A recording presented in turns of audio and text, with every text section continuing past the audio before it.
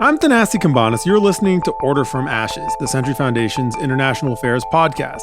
Today, we're talking about the conflict in Yemen, and I'm joined by Nadwa al-Dawsari, a Yemen analyst at the Middle East Institute, and she's currently based in Washington, D.C., and Peter Salisbury, who does Yemen analysis for the International Crisis Group. Both of them have long records studying Yemen. Nadwa herself is Yemeni. Both of them have done a lot of work on the ground in Yemen, and I'm grateful for both of you for coming on the podcast today. Thanks for having me. Thank you for having me. Let's start with the Biden administration's rollout of its new Yemen policy, which both of you have publicly weighed in on.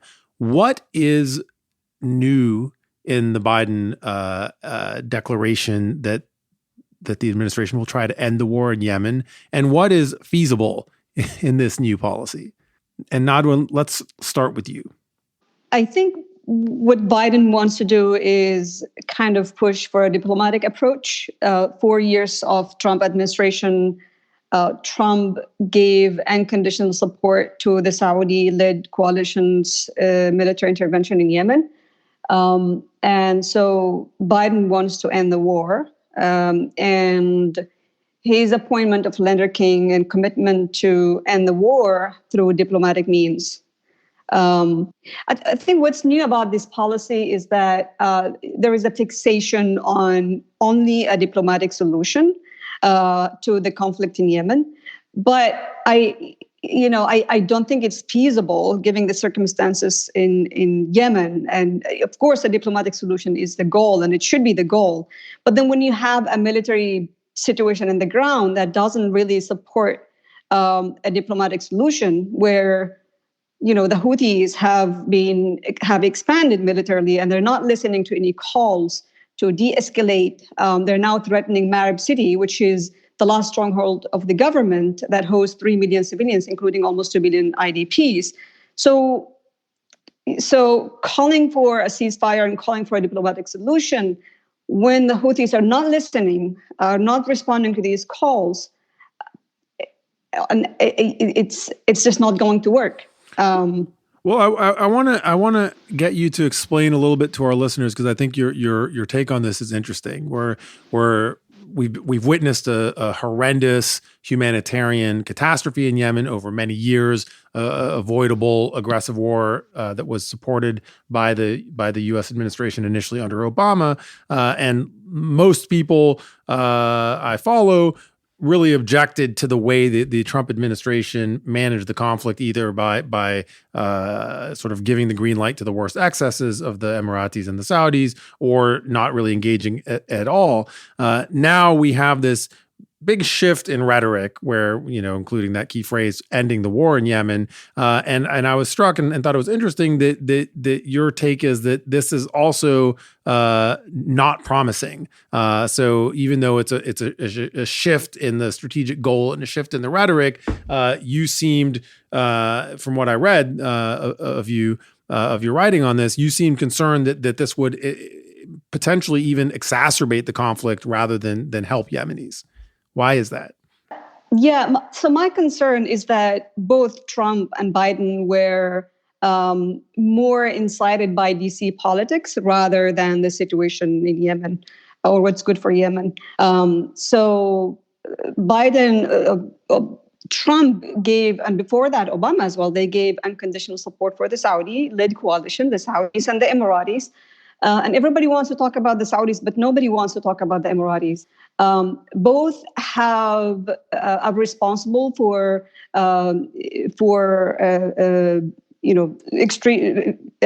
extreme violations of human rights, of large numbers of civilian casualties, of torture, abuse, you name it. Also, both have kind of divided the anti-Houthi forces, which also played into the hands of the Houthis and militarily. At the same time, now you have Biden who wants to, Biden wants to un-Trump the Yemen intervention and kind of come with this romantic approach of, we want to end the conflict and we want to do it only diplomatically. And I am with a diplomatic solution, only that the circumstances on the ground are not attainable yet to a diplomatic solution. So the Biden administration will pressure the Saudis, will pressure Hadi government to a ceasefire, and it has done that in the past. But at the same time, if you can pressure one side and that one side agrees and accepts the ceasefire when the other side, which is the Houthis, are not accepting, then you are inadvertently aiding the Houthis militarily, which happened. It happened in 2018, in December 2018, with the Stockholm Agreement that the UN envoy brokered, which, the Biden administration supported the ceasefire there. And what happened was the Saudis and the Emiratis and the government stopped the attempt to take the seaport from the Houthis. But at the same time, what the Houthis did, they exploited that ceasefire, they regrouped, they sent their forces to Marib. They made substantial military gain because that military pressure is, stopped. And now they're threatening Marib, the last stronghold of the government. And they've been fierce in trying to take the city. So how can you talk diplomacy with a group that does not really understand diplomacy, and a group that views the war as Saudi war on Yemen, which is them, and does not recognize any other group? The Houthis do not recognize the Yemeni government, do not recognize anybody who was opposed to them. They call them ISIS mercenaries, and they believe in a divine right to rule. And they are superior militarily. They have weapons. And so, how can you talk about the diplomacy under such circumstances? It's just hard to reason with that. So, Peter, I think this is your department. This is exactly the question you're trying to answer at Crisis Group. How can you approach diplomacy with the group that meets these conditions that Nadwa described? Sure. Can I just really quickly talk about the Biden administration? Because I do think it's fascinating to see this really rapid shift in rhetoric, if not actually sort of real operational realities. Because when we look at what the Biden administration is doing, it's really in many ways responding to internal debates within policy circles in DC, and particularly within parts of the progressive wing of the Democratic Party. I think several different things are happening all at once. First, the Biden administration has been pretty clear in saying it wants to reduce its footprint in and exposure to the Middle East and North Africa. It wants to return to the JCPOA, which I think people in the administration see as a way of reducing the sort of worst case scenario risks of conflict in the region. And they want, I think, in the longer term to move towards some kind of regional security architecture built around all the different people involved. That's kind of point one. The second point is that on Yemen, they want to de-escalate the war and the end the fighting, partly because you've got a lot of people from the former Obama administration.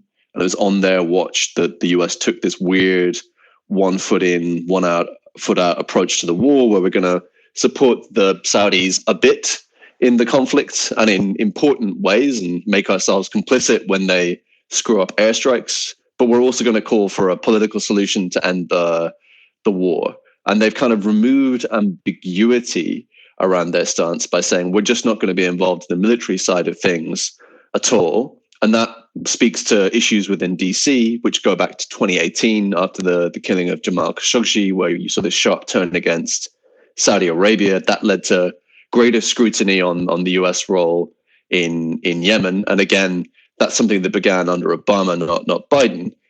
When it comes down to it, though, what you don't hear in these conversations around Yemen policy a lot of the time is Yemen itself, which is the point that the Nadwa is making really succinctly, which is you've got this really complicated, multi-fronted, multifaceted war between the Houthis and their allies in the north on one side and multiple groups on the other side. And what the approach seems to be up till now is, well, let's stop the fighting. Let's find a way to stop sort of Houthi cross-border attacks and the fighting on the ground, and then work out some kind of politics to fix things. And the fear among many Yemenis in the anti-Houthi side, I mean, that's an inelegant way of phrasing it, but people who sort of see the Houthis as a threat to the future of Yemen, of any form of civil society, democratization, so on and so forth, their fear is that really, if you can stop the fighting for a little while, get the Saudis out, there's a chance that the US and others might just call it a day, call it success, and walk away and not really follow up on the political piece. And I think Nadwa can tell me if I've got that completely wrong. That's an understandable concern. And what people like my organization, Crisis Group, we have a philosophy that is that we should try and resolve violent conflicts and prevent violent conflict through mediation. And that means that we're often bringing solutions to the table that people think don't actually sort of address the root cause of conflict, because they do think that you need to address the power balance on the ground. But I mean, as Nadwa and I have discussed endlessly over the years and always had great conversations about, the problem with waiting for the balance of power to change in one direction, and in this case among people who are scared of the Houthis becoming sort of their de facto rule being legitimized, is that sort of if you wait them out, there's the strong possibility that they end up taking over places like Marib, where they're fighting really intensely right now and expanding nationwide. And I think it comes back to a point that we often hear on Yemen, which is there aren't really many good choices to be made here. There are only least bad choices. I don't know what you think, Nadwa. No, I completely agree with Peter. And Peter was among the first analysts who really did a great job in unpacking the complexity of the conflict and the different actors, and how, the current peace process is kind of focused on only main actors and neglecting all other actors on the ground who have built legitimacy and who also are powerful as well. And I mean, I agree. There's no ideal situation to the Yemen war. No solution right now will end the war, but I think there are ways to kind of bring Yemen closer to ending the war. And in my opinion, a political settlement under the current circumstances are not going to do that. Diplomacy is great, and some organizations are only advocate for diplomacy. And I think the time for diplomacy will come. And I think we can do diplomacy now. I'm sorry, I didn't mean that it will come. I think we can do diplomacy now, and negotiations should continue and should expand to include other actors. But at the same time, diplomacy does not work if you don't have leverage. And nobody has leverage on the Houthis. So that leverage has to be built. And unfortunately, in my opinion, and a lot of Yemenis also think the same way, that unless Houthis are weakened militarily, they're not going to accept a political settlement and give concessions. So that has to happen. Houthi threat on Marib has to end, and it cannot. The government forces and the tribes have been fighting defensive since January last year. So it's been 15 months. And Houthis are making gains every day. And if this continues, it will only be a matter of time before they take Marib. And if they take Marib, the situation will get much, much worse. Not only from a humanitarian perspective, but also in terms of, the possibility of a political solution altogether. So what I want to say is that I am with diplomacy, but right now, the US, the UN, and everybody else should stop asking the Saudis and Hadi government to de-escalate in Marib, because it's the de-escalation that allowed the Houthis to make gain. We need offensive in Marib to push the Houthis far away where they're no longer a threat to Marib, and then we can talk about a diplomatic solution. We'll be back after a quick break. What exactly would a progressive foreign policy look like in the Middle East? What can governments do differently and better? Critiques are easy. Providing realistic policy proposals is harder. I'm Michael Wahid Hanna, and with my colleagues and collaborators here at the Century Foundation, we're trying to answer the hard policy questions with specific, concrete proposals. You can see our ideas and join the conversation at our website, tcf.org. Welcome back. You're listening to Order from Ashes. I'm Thanassis Cambanis, and I'm talking about Yemen with Nadwa al-Dawsari and Peter Salisbury. Before the break, Nadwa, you said something that I would caricature as I'm all for diplomacy, but first we need to have a huge military offensive against the Houthis so that diplomacy can favor the side that you prefer. And I think that is sort of the nub of the problem with thinking through what's happening in Yemen. And one problem is that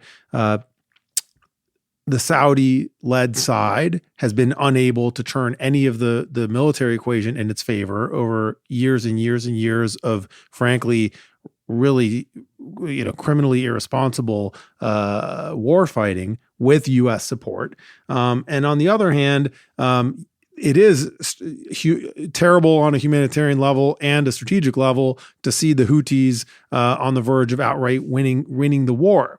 But we know from studying conflict forever, and specifically from looking at Yemen, you can't really plan a good future on the hopes that, one more last offensive or one more doubling down on one last battle will somehow work out in the way you hope. It could even catastrophically backfire. And so you sort of end up making peace with the crummy adversaries you have and with the problematic allies you have. And that's the approach that crisis groups takes. And of course, the problem with the latest set of crisis group recommendations on Yemen, which I read before this conversation, which Peter says I may or may not have characterized it in that impolite way. The problem with those recommendations is that if you actually read them, they don't recommend anything that will actually have any results. They basically seem to outline a lot of really sound, reasonable approaches. And if you were to do them all, you would end up more or less where you are now, which is realistic, but also not helpful because it doesn't tell us anything that could actually change, either end the conflict or reduce the conflict or make a political outcome more likely. So are we facing a reality where the American interest is simply going to be to not have American blood directly on the U.S. military's hands, and then to let this terrible conflict play out in a way that probably will favor the Houthis? Yeah, I think that's a really good question. And that's a genuine concern for me, which is that the bare acceptable minimum for some people on the Washington side of things would be get the US out of the war, get the Saudis out of the war, have some sort of temporary detente, and then kind of leave the Yemenis to it. And that's not good news for anyone at all. And then, of course, sort of when it comes to trying to get the US or any international actor to take a long-term holistic approach to a conflict like Yemen's, engaging with all the complexity on the ground and trying to sort of over time maneuver things from military confrontation to political competition, these things are great in theory, but in practice are just super hard to do. And years of working on diplomacy, on Yemen in particular, but on the Gulf region as well, has kind of taught me that people are always looking for quick wins that they can sell as major achievements.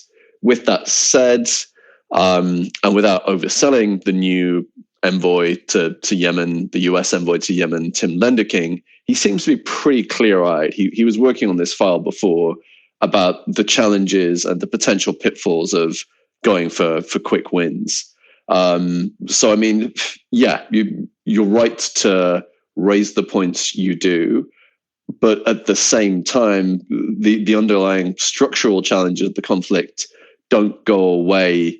And the fact is the US doesn't want to be in Yemen. It doesn't want to be in the Middle East. So a lot of the recommendations my organization is bringing forward are based on the assumption that we can't change this structural shift in US approach, which has actually been kind of in the works for the better part of a decade, and that we have to deal with that reality as well. And this is what I was looking for in your report, and also in the long piece that Rob Malley, who was formerly the head of crisis group and now is in the administration, wrote in Foreign Affairs.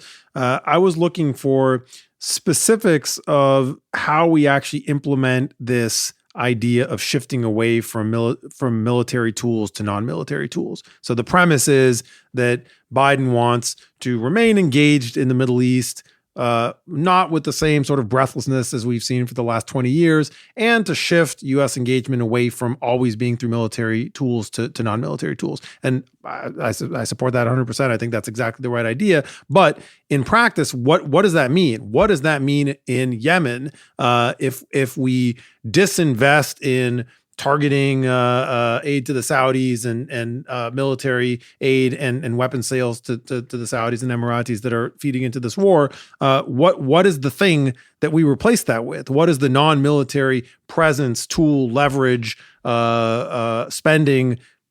You name it. What's the modality that we deploy in order to have some influence in that space to make up for the withdrawal of the military influence? And that I'd love, I think Nadwa first, because you seem really eager to make sure that the U.S. Keeps its hand on the tiller somehow. What are the ways that it can do so? Well, first of all, I did not say that I want an offensive to favor the side I like. I told you that was my caricature of what you said, so I apologize if it was inaccurate. Yeah, my point is, and I'm talking realistically, I'm talking practically, given the circumstances on the ground.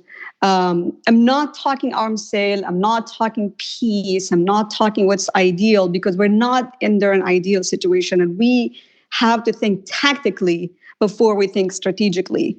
There has to be some tactic moves now for the strategic objective. And the strategic objective, I agree, is to end the arms sale for Saudis and Emiratis to completely exit from Yemen, and then for Yemenis to kind of, lead the solution to the war. But right now we have a problem, and we need to take care of it. And I know one thing, Thanassis, I know one thing, that if airstrikes stop today, Houthis will take Marib overnight.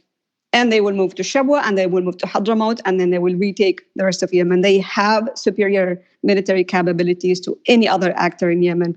And they reside on 70% of the population, so they have a lot of fighters too. So realistically speaking, we need that offensive. And it doesn't have to be a massive offensive everywhere. We need an offensive to push Houthis far away, where they're no longer a threat to Marib City, so that we change the military trajectory, where they have more incentive to compromise and give concessions and accept a political solution. Right now, that doesn't exist. And to keep pushing for peace or political solution when they're not, it's just, I'm sorry, it's just naive. It's just like you stick your head in the sand and pretend that, it's going to be all right. Everything would be solved diplomatically. Can that offensive you're talking about happen without direct American support? I mean, is Hadi's government and the Saudis and whoever's left on the ground capable of doing that? Not without the airstrikes, but but do they need? Specifically, do they need America to do those airstrikes No, we don't need America to do the airstrike. The Saudis are doing the airstrikes. And I'm not, an expert in what kind of weapons the America give to the Saudis and how the Saudis use their weapons. But we need the airstrikes to sustain, because it's the only thing that's standing between Houthis taking Marib.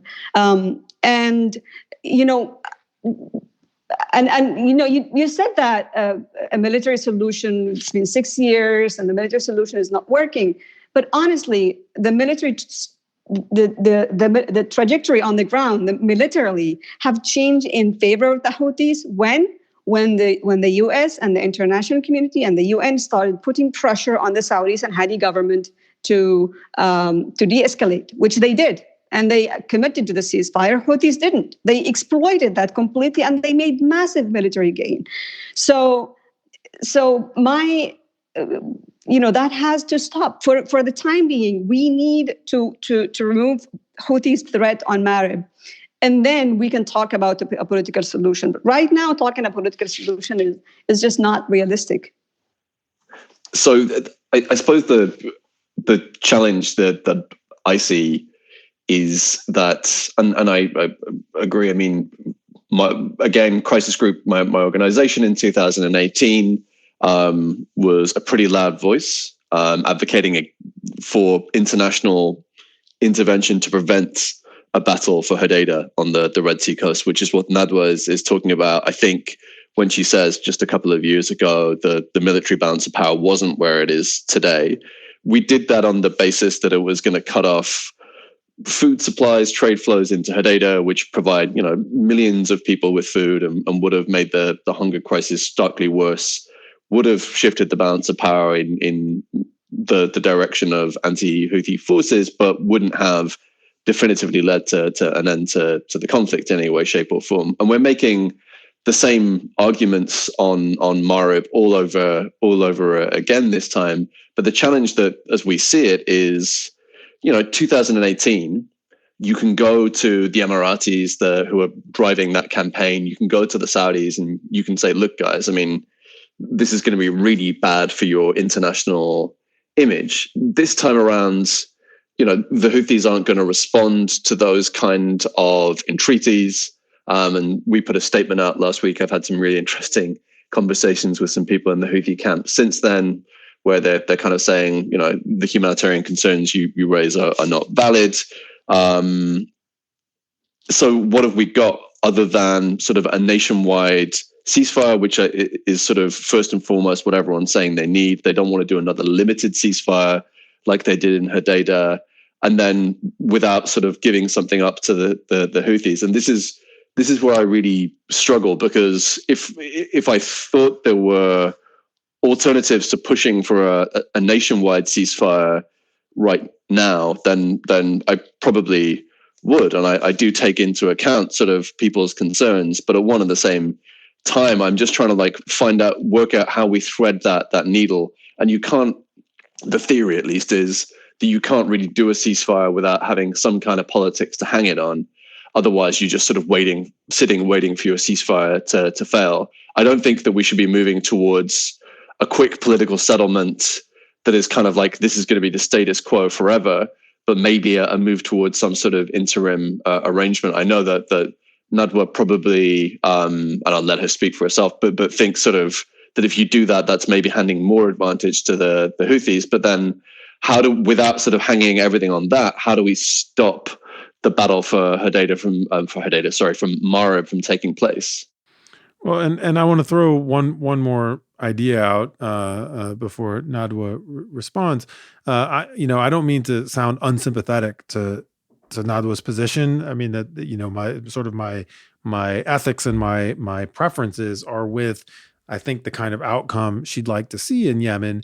But the problem I face is that we have a very long track record, starting with America's completely open-ended war in Afghanistan, which and the approach of many actors, including America in Syria, which is to essentially embrace the idea that open-ended military commitments can be made politically cost-free and then can be carried on for essentially forever. So if you don't like the outcome of a war that you're part of, if the other side wins or is winning, you never have to acknowledge that victory. You never have to acknowledge a new balance of power. You can just have these fatuous positions like the U.S. talking about regime change in Syria long after it's clear that the Assad regime is going to stay in power, or many quarters of the U.S. talking about how we just need another 10 or 20 years in Afghanistan,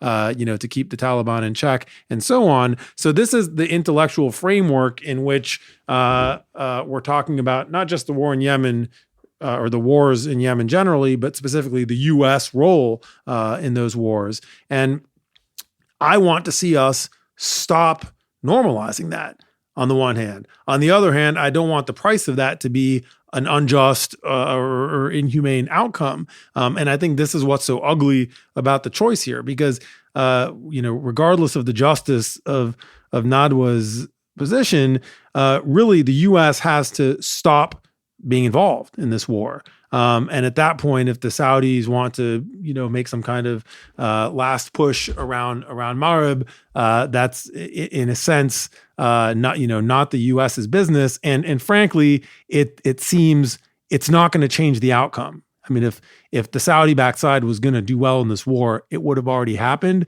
So now we're talking about one of these very long shot ideas that one military victory after a string of defeats will somehow strengthen your case at the negotiating table. And that might be true, but it also often is not the case in negotiations. And so, I think that is the crux of it. And it's really painful to ask someone for whom this is an existential question. How do you accept a terrible outcome in your country if that outcome at least ends the war? I understand what you're saying, but an offensive to push the Houthis out of Marib is the only best solution we have or the only alternative we have to prevent a major humanitarian disaster and a sharp turn in Yemen conflict to the worst. We'll know in a month or so if that happened, right? If that doesn't happen, more or less now, the chance is over. Well, and I understand you're saying 6 years, nothing has happened. But again, as I said before, there has been a lot of pressure on the Hadi government and the Saudis, and that played into the hands of the Houthis militarily. We cannot just ignore that it happened. The UN envoy did that. The US did that, even under Trump administration, and the international community did that. And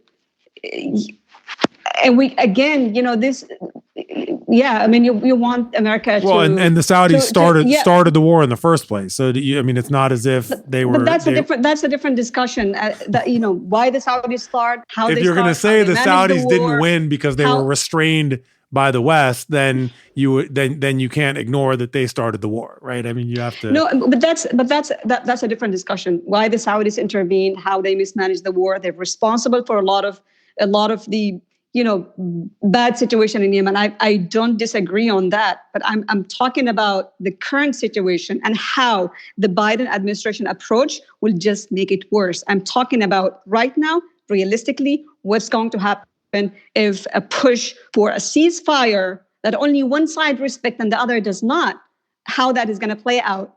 And I think we owe it to Yemen that we give that a shot, a military offensive that pushes the Houthis far away from Marib, where Marib is safe, and a change in the trajectory kind of is more supportive to a political solution or an agreement of some sort.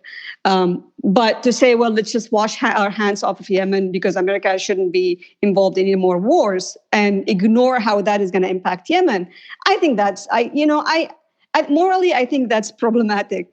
And, I understand the anti-war, anti-weapon sale. I understand all the anti-Saudi sentiment, all of that. But this is about Yemen. This is not about, America. This is not about the Saudis. This is about Yemen. And I think it's the U.S. is partly responsible for what happened to Yemen because the U.S. supported the Saleh regime, which created conditions that led to the 2011 uprising. And then the U.S. was supportive of the transition deal that created conditions that led to the war. So the U.S. is responsible now to continue to help Yemen. And again, that help should be based on realistic understanding of what's happening on the ground rather than wishful thinking, which I think is what the case is. You're listening to Order from Ashes, the Century Foundation's International Affairs podcast. I'm talking to Peter Salisbury and Nadwa al-Dawsari about the conflict in Yemen.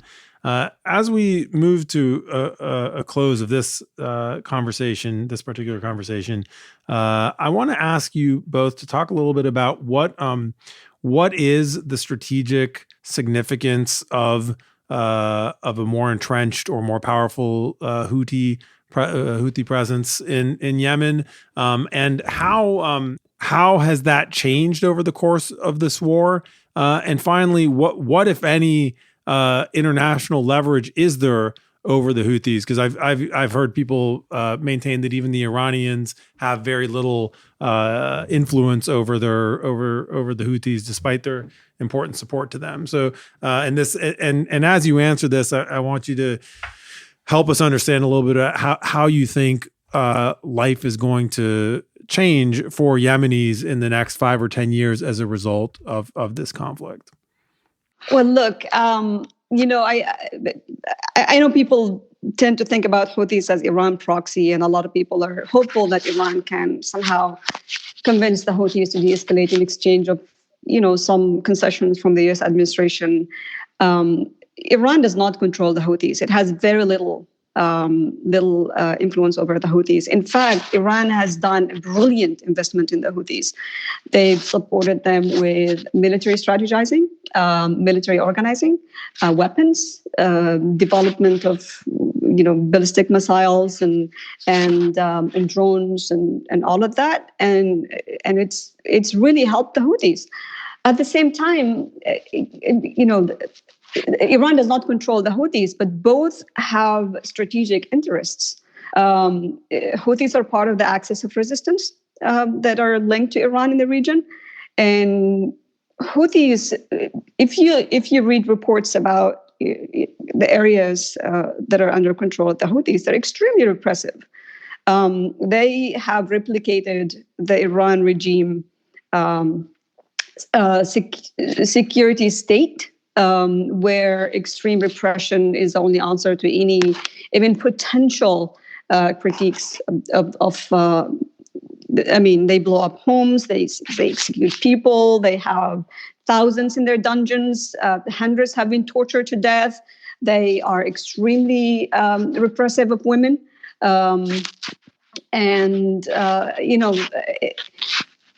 you can imagine that if they control Yemen, you will see more of that. And Yemenis don't want to live like that. That's why so many people are opposed to the Houthis, because they know the minute Houthis control areas, that's what happens. They close schools and they turn them into military camps, indoctrination camps. This is a group that is motivated by ideology more than anything, ideology and power. They believe in a divine right to rule as descendants of the Prophet. So if Houthis take over Yemen, it's going to be a huge setback in human rights, in democracy, in basic, living conditions. At the same time, and I'm talking based on Houthis' stated objectives, what they say in their media, what their leaders say, what their manifesto says. They're not only concerned with Yemen. They want to take Yemen, but they want to push north. And once they solidify their control over Yemen, it will only be a matter of time before they push north towards Saudi Arabia. And mark my words, if that happens, you and I can talk like 10 years from now, and I can tell you that I told you so. And hopefully we'll not get to that. But, this is a group that, unfortunately, a lot of Western analysts have romanticized with. They've underestimated.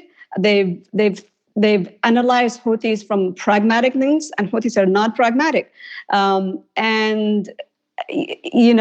threat of the Houthis is hugely underestimated. And I hope there will not be a day where we say, well, we made a big mistake by kind of normalizing their gains. Peter, what's your take on this? Yeah, so in 2014, in January 2014, I went to Sada for the first time, which was kind of relatively recently under full Houthi control. And I really distinctly remember speaking to one of the guys I was with, who was saying, "Yeah, we're gonna take over the whole of Yemen, and one day we'll probably go to Jerusalem." And I was kind of like, "Well, that's a bit nuts, right? You're kind of stuck up here in the north."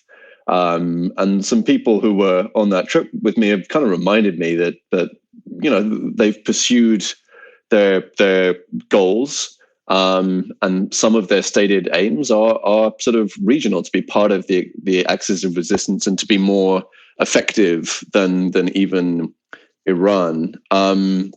In terms of their ideology and structure, it probably doesn't matter. in many ways. A lot of people kind of will say, that they're trying to reinstate the imamate, or they're trying to replicate the Islamic Republic in Iran. I think we're seeing something new and different that's a hybrid of lots of different ideas and things happening in front of us, that builds on existing state structures and bits of the Saleh regime, and borrows from abroad and borrows from the past as well. But it is, it's highly securitized. It's something for the time being where the Houthi leadership will say, look, it's a war. We can't deal with internal dissent right now, but it looks an awful lot like a very strong police state.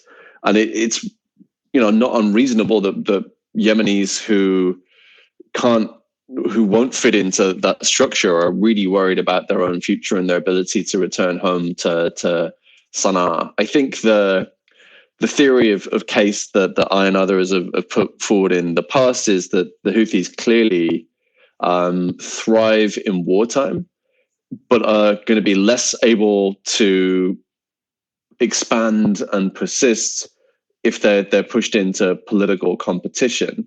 And the question for me is, how do you do that and at least sort of test that case?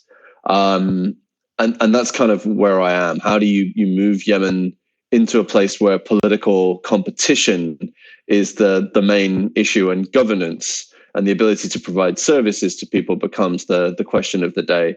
But I accept that for a lot of people that sounds naive. And I've got to put that within the context that sort of this is a movement that's had a lot of success, and is highly ambitious, and has been on a roll for, depending which way you cut it, 6 years. But then let's not forget, this is sort of a movement that has been in some form of conflict since 2004. So for 17 years. And if you think when they started as a small religious revivalist turned sort of slightly more radical group that was fighting a war with the central regime, and now they control 20 million people, a thriving war economy, and are holding their own to their minds with a major regional power. The question is sort of psychologically, how do you create that shift? And I don't have a great answer for you, unfortunately. Yeah, I think very clearly a major part of the answer is closing down war economies and ending conflicts, but just as much so, it has to be done so with a lot of engagement and some alternative that doesn't just abdicate the space to them.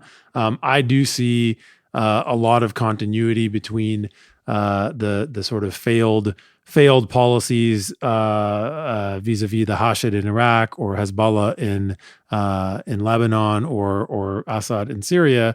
And I think the one place where maybe both of your emphasis is slightly off is, I think you both agreed in a compelling way about how the U.S. debate is driven more by Washington concerns than by Yemeni concerns.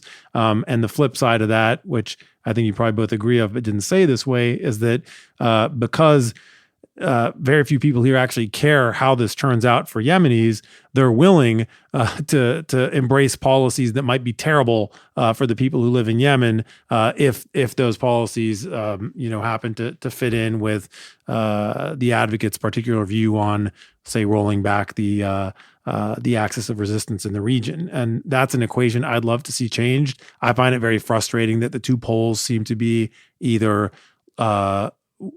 forever war on the one hand, or sort of happy abdication to terrible extremists in the region on the other. And I don't think that's right. I don't think the alternative to forever war is to let the Houthis or Asab al-Haq or whoever just sort of take over and civilianize the war economy they came to power on, and then be the next generation's despots. Yeah, and just to make one additional point as quickly as I can. At the beginning of the war, a lot of Yemenis would say, look, sectarianism isn't a thing in Yemen. People have always prayed side by side, so on and so forth. There's some truth and there's some nuance to that. But one thing that we've definitely seen over the course of the conflict is mounting religious rhetoric going every which way, and the growth not only of the Houthis, who clearly have a religious ideology and paint their rivals as al-Qaeda and ISIS, but also religiously motivated fighting groups who are also pretty hardline in their worldview. And if the theory of case becomes, and I don't think it's there yet, but kind of just leave the Yemenis to duke it out and see what happens. We know what happens in these kind of conflicts. The radical ideas, the more extreme ideas, tend to create the greater morale for fighting forces and persist. And there is the danger that you just end up creating a toxic melting pot for rival, hardline, violent religious ideologies, and that then spills out over into the rest of the world in 5, 10, 20 years' time. So there is a strategic reason for the US to try and find a smart way to help ease things towards an end. But there's also sort of a bad way of doing that as well, which is, of course, easy for me to say. Nadwa, do you want the last word to end the podcast on?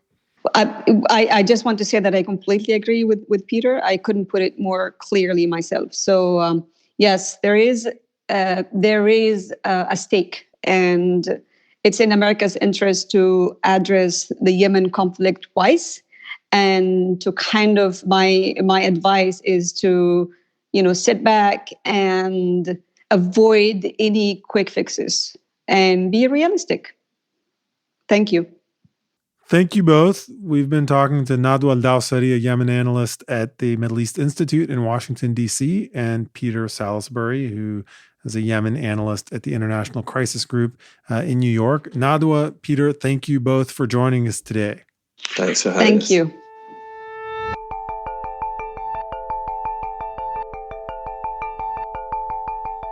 You've been listening to Order from Ashes, the international affairs podcast from the Century Foundation.